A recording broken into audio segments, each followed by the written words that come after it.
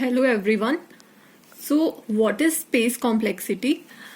Space complexity वो amount of memory होती है जो हमारी एल्गोरिदम यूज करेगी while executing and until producing the result.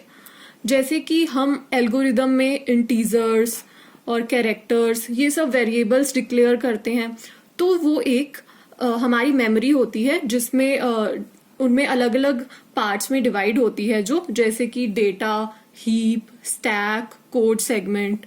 तो उनमें वो हमारा जो हमने वेरिएबल डिक्लेयर करा है वो वहां पे जाके स्टोर हो जाता है। उसके लिए हमारी मेमोरी में अलग से जगह एलोकेट हो जाती है, तो उतना वो स्पेस लेगा। तो इसी तरह से अब हम देखेंगे कि किस तरह से जैसे जैसे हमारा इनपुट का साइज बढ़ता है वैसे वैसे ही हमें और ज्यादा मेमोरी रिजर्व करनी पड़ेगी। और जिस तरह से हमने टाइम कॉम्प्लेक्सिटी में भी देखा था और उसको हमने बिगो में निकाला था, बिगो नोटेशन के अंदर, तो इसी तरह से हम इसमें भी स्पेस कॉम्प्लेक्सिटी निकालेंगे। जैसे कि टाइम कॉम्प्लेक्सिटी में हमने देखा था कि हमारी एल्गोरिदम कम से कम टाइम लेना चाहिए उसे, इसी तरह से स्पेस भी अगर कम ले एल्गोरिदम तो वो अच्छा है। तो लेट्स सी सम एग्जांपल्स। मान लो हमें ये वाला फंक्शन दिया हुआ है जिसमें इंट एरे है और एक इंट एन है, ये पास हो रहे हैं और यहाँ पे हमने एक अलग से वेरिएबल डिक्लेयर किया है। ये इंट टाइप का है, तो जो इंट टाइप होता है वो कितनी लेता है, 4 बाइट्स लेता है। ये डिपेंड करता है कंपाइलर पे और प्रोसेसर पे। कुछ जो प्रोसेसर होते हैं जैसे 16 बिट 32 बिट मशीन्स होती हैं, उनमें 2 बाइट्स भी लेता है, तो उससे हमें फर्क नहीं पड़ता। ये हमारा एक कांस्टेंट ले रहा है और 4 बाइट्स है, ठीक है। और ये हमारा स्टैक में स्टोर होता है। स्टैक्स क्योंकि ये एक लोकल वेरिएबल है, तो जो लोकल वेरिएबल होते हैं वो स्टैक में स्टोर होते हैं और जो ग्लोबल और स्टैटिक होते हैं वो डेटा सेगमेंट में होते हैं। हमें उनसे फर्क नहीं पड़ता, बस ये एक हमारी मेमोरी में स्टोर हो जाएगा, ठीक है। तो इसने यहाँ पे हमने एक वेरिएबल डिक्लेयर किया और इसने 4 बाइट्स ली। और उसके बाद में यहाँ पे ये जो है ये तो जस्ट क्या है, लॉजिक है। यहाँ पे कुछ हम डिक्लेयर नहीं कर रहे हैं, तो ये कोई स्पेस नहीं लेगा। और ये जो एरे है ये तो हमने इसमें पास हुआ है फंक्शन में, तो ये कोई टाइम नहीं लेगा। तो बस इसमें हमारी टोटल जो हमारा स्पेस यूज हुआ है वो है जस्ट 4 बाइट्स।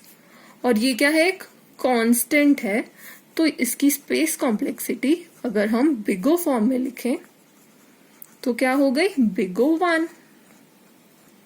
इसी तरह से हमें नेक्स्ट एक और क्वेश्चन दिया हुआ है, वो उसमें क्या है, सेम एक एरे पास किया हुआ है और एक n नंबर पास किया हुआ है। इसकी वैल्यू कुछ भी हो सकती है।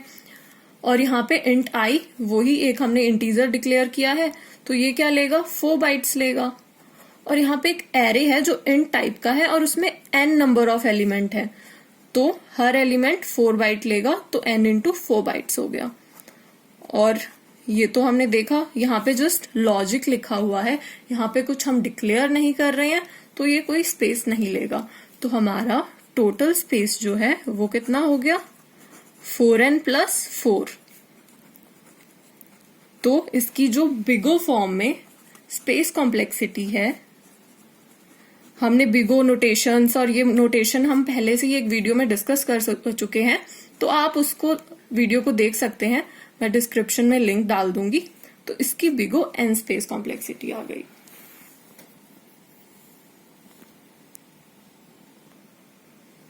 और नेक्स्ट ये क्वेश्चन दिया है, इसमें एरे और n नंबर पास किया है और यहाँ पे हम एक मैट्रिक्स डिफाइन कर रहे हैं, n बाय n की है और वो भी int टाइप है, तो इसमें n इंटू n एलिमेंट्स होंगे और हर एलिमेंट 4 स्पेस लेगा। तो कितना हो गया, 4n स्क्वायर बाइट्स हो गई हमारे पास। और बस यहाँ पे 2 है, ये 8 बाइट्स, 2 है 4 के, तो यहाँ पे ये 8 बाइट्स ले लेगा। और ये जो है ये तो वही, यहाँ पे हम जस्ट लॉजिक लिख रहे हैं, यहाँ पे कुछ डिक्लेयर नहीं कर रहे हैं। तो कितना हो गया यहाँ पे टोटल स्पेस हमारा, इट्स 4n स्क्वायर प्लस 8। और स्पेस कॉम्प्लेक्सिटी क्या हो गई, यहाँ पे n की लीडिंग टर्म क्या है, n स्क्वायर ही है, ओनली इसमें एक तो बिग O n स्क्वायर हमारी स्पेस कॉम्प्लेक्सिटी हो गई।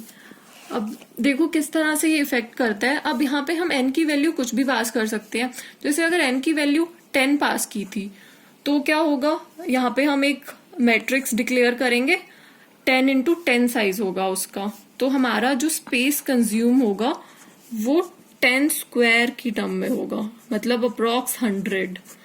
इस तरह से हमारी, जैसे अगर n की वैल्यू आपने 1000 पास की तो देखो हमारा स्पेस कितना बढ़ जाएगा, ये 1000 का स्क्वायर हो जाएगा, 10 टू द पावर 6। तो इस तरह से हमारा इनपुट के हिसाब से हम स्पेस कंज्यूम कर रहे हैं। तो बस यही हमें फाइंड करना होता है। अब हम एक एग्जांपल देखते हैं और इसमें हम देखेंगे कि किस तरह से हम स्पेस को कम यूज कर सकते हैं एल्गो के अंदर। तो लेट्स सी। तो मान लो हमें एक बोला हुआ है कि एक एल्गो लिखो जिसमें हम रिवर्स करेंगे एक एरे को। तो हमारे सबसे पहले दिमाग में ये आएगा कि हमने यहाँ पे वो हमें एरे पास किया हुआ है और उसका साइज पास किया हुआ है, और हम क्या करेंगे, एक नया एरे बना लेंगे। एक हमने न्यू एरे बनाया तो ये जो है यहाँ पे हमारा साइज लेगा कितना, 4 इंटू n। और फिर हमने क्या किया, दो वेरिएबल ले लिए i और j, और j की वैल्यू हमने लास्ट जो एलिमेंट है उसकी वैल्यू दे दी है। और यहाँ पे दो वेरिएबल्स हैं तो ये 8 बाइट्स ले रहा है, 4 इंटू n बाइट्स। और यहाँ पे ये हमने लॉजिक क्या लिखा है कि हम i बराबर 0 टू n-1 चलेंगे, और जो हमारा ये हमने नया एरे बनाया है ना, उसमें हम पीछे से हम क्या है, वैल्यूज को कॉपी करना शुरू कर देंगे। मान लो ये हमारा एरे था 1 2 3 4, ठीक है। तो i है वो 0 से शुरू हो रहा है, i की वैल्यू क्या है, 0 1 2 3। ये हमारा ए एरे है। हमने क्या किया, एक नया एरे बनाया जिसका नाम हमने लिख दिया रिवर्स एरे। तो इसमें किस तरह से हम कॉपी कर रहे हैं, i की वैल्यू 0 है तो आप वहां पे a ऑफ j कॉपी कर दोगे, और j की वैल्यू क्या है, n-1, यानी कि 4 - 1 3। तो ये वाली वैल्यू हमने यहाँ पे कॉपी कर दी। और इसी तरह से फिर हम j की वैल्यू को कम कर देंगे। अब j की वैल्यू क्या हो गई, 2 हो गई, और i की वैल्यू है, ये फोर लूप लगा है वो हमेशा बढ़ती रहेगी, i की वैल्यू 1 हो गई। तो बस यहाँ पे i ऑफ 1 पे हम a ऑफ यहाँ पे 2 हम पेस्ट करेंगे 3, और फिर इसी तरह से इसकी i की वैल्यू अब क्या हो गई, 1 हुई थी, फिर अब 2 हो गई, और j की वैल्यू क्या होगी, माइनस माइनस होगी, j की वैल्यू 1 हो गई। तो हम रिवर्स ऑफ एरे 2 पे क्या कॉपी कर देंगे, इसका फर्स्ट इंडेक्स पे जो वैल्यू है। बस इस तरह से नॉर्मल हम रिवर्स में कॉपी करते रहेंगे। एक i है जिसको हम प्लस प्लस कर रहे हैं, और j है जिसको हम माइनस माइनस कर रहे हैं, और इस तरह से हम वैल्यूज रख रहे हैं, ठीक है। तो बस अब ये कितनी ले रहा है हमारी स्पेस कॉम्प्लेक्सिटी, टोटल स्पेस जो है यहाँ पर वो यूज हो रहा है 4n प्लस 8 बाइट्स। ओके, तो स्पेस कॉम्प्लेक्सिटी हो गई हमारी बिग O n। तो अगर हमें एरे का साइज, अब देखो यहाँ पे कुछ भी आ सकती है, n की वैल्यू मान लो कितनी आई, 1 लाख आई, तो इतना ही हमें स्पेस रिजर्व, इतना बड़ा हम एक और नया एरे बना रहे हैं यहाँ पे, तो बहुत स्पेस कंज्यूम हो रहा है। तो चलो let's see an another solution जिसमें हम ये वाला स्पेस यूज नहीं करेंगे। आउट इसके हम स्पेस कॉम्प्लेक्सिटी उसमें बिग O 1 होगी, और हम रिवर्स कर देंगे एरे को। तो इसमें हम एक दूसरा मेथड यूज करेंगे। हम यहाँ पे हमने 3 वेरिएबल्स डिक्लेयर करे हैं, ईच 4 बाइट के, तो 12 बाइट्स ये हो गई। बस हमने यहाँ पे एक एक्स्ट्रा टेम्प वेरिएबल डिक्लेयर किया है, और एक पूरा एरे नहीं डिक्लेयर किया है n साइज वाला, और हमने j को यहाँ पे भी n-1 से इनिशियलाइज कर दिया है। और फिर हमारा लॉजिक यहाँ पे क्या है, हम टेम्परेरी में फर्स्ट एलिमेंट जो है एरे का वो एक बार स्टोर कर लेंगे, और फिर ये जो फर्स्ट एलिमेंट है उसकी जगह पे हम लास्ट एलिमेंट को कॉपी कर देंगे, और जो लास्ट एलिमेंट है उसमें हम ये जो हमने फर्स्ट एलिमेंट को यहाँ पे टेम्प में स्टोर किया था उसको यहाँ कॉपी कर देंगे। और ये वाला ही हम मतलब एक दूसरे को फर्स्ट एलिमेंट और लास्ट एलिमेंट है उनको एक्सचेंज करते रहेंगे, और हमें सिर्फ इसमें आधा ही लूप चलाना पड़ेगा, और बीच वाला तो ऑलरेडी रिवर्स होता है, अगर ऑड नंबर आया तो और इवन आया तब तो ये सही से हो ही जाएगा। तो लेट्स सी एग्जांपल से देख लेते हैं हमने क्या किया है। ये मान लो हमारे पास एरे है वही 1 2 3 4। एन की वैल्यू, इसमें 4 एलिमेंट है, एन की वैल्यू 4 पास हुई होगी और जे की वैल्यू हमने 3 ले ली है। इस तरह से ये एरे के इंडेक्स होते हैं। तो फर्स्ट क्या होगा, हम टेम्प के अंदर ए ऑफ 0 को पास करेंगे जो कितना है 1 है। और अब देखो ए ऑफ आई यानी कि ए ऑफ 0 है उसको हमने ए ऑफ जे उसमें कॉपी कर दिया। ए ऑफ जे यानी कि ए ऑफ 3, थर्ड नंबर पे क्या है 4, तो इसको हमने रिप्लेस कर दिया 4 से बस। और ए ऑफ जे जो है यानी कि ए ऑफ 3 है उसको हमने टेम्प से रिप्लेस कर दिया। टेम्प क्या था 1 था, 4 की जगह पे 1 आ जाएगा। तो बस ये दोनों तो एक्सचेंज हो गए। अब आई की वैल्यू क्योंकि ये लूप चल रहा है तो प्लस प्लस हो जाएगी और जे की माइनस माइनस हो जाएगी। अब आई की वैल्यू 1 हो गई है और जे की वैल्यू 2 हो गई है।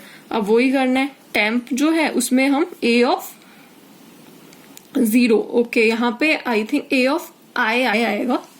अब हम इसमें ए ऑफ आई प्लेस करेंगे, वो क्या है 2 है। टेम्प में हमने 2 प्लेस कर लिया और अब ए ऑफ आई जो है उसमें ए ऑफ जे प्लेस करना है। ए ऑफ 1 में ए ऑफ 2 प्लेस कर दो, 1 में ए ऑफ 2 प्लेस करेंगे 3 आ गया और ए ऑफ 2 में टेम्प प्लेस कर दो यानी कि ये वाला जो 2 था वो प्लेस कर दो।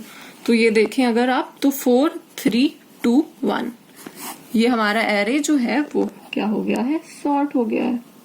तो हमने यहाँ पे जस्ट ये 12 बाइट्स यूज की थी, कांस्टेंट स्पेस यूज हुआ इसमें। तो टोटल स्पेस कितना यूज हुआ 12 बाइट्स और ये कांस्टेंट है तो हमारी टाइम जो स्पेस कॉम्प्लेक्सिटी है वो क्या आ गई, बिग O 1। That's all.